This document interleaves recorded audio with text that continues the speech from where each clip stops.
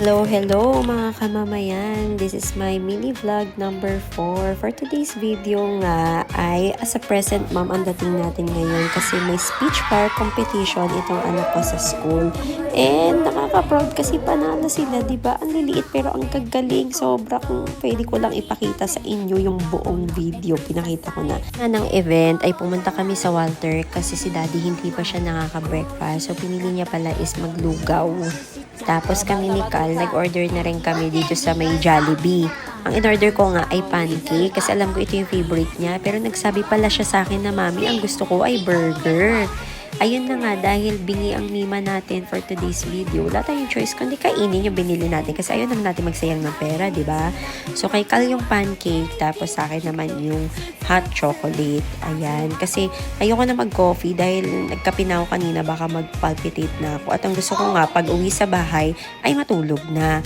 So, nagising yata ako mga 4 p.m. na. Tapos naalala ko, ay, ngayon na nga pala showing yung physical Asia na si Manny Pacquiao. Ito nga reaction ng mama ko. Kinagabihan nga ng araw na to ay nagyaya yung friend ko. Actually, ako din talaga yung nagyaya. Niyaya namin ng isa't isa na lumabas. So sabi ko sa kanya, kita na lang tayo sa Chowking kasi hindi pa nga ako nakakakain kasi pagkagising ko kanina nanood ako ng Physical Asia and then hindi na ako nakapag-dinner. So ang kinikrave ko itong beef mommy. Ayan, food for the soul. This is my friend, my boyfriend. Sabi ko sa friend ko, i-video ko yung pagkain namin ng sabay-sabay. Ayan. So, siya na yung nag-manage ng phone ko.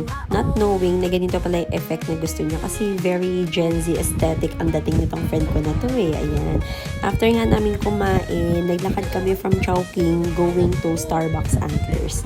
And after namin mag-coffee, itong si friendship ko ay nagiya naman papunta dito sa may perya. Kasi pag malapit na yung fiesta dito sa Dasmariñas, nagkakaroon dito ng perya. Ayan, so nakiusyoso lang kami dyan.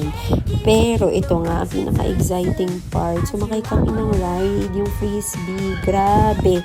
Ito yung ride na hindi namin alam na kailangan pala namin kasi kailangan namin isigaw lahat ng stress namin sa buhay. Grabe talaga.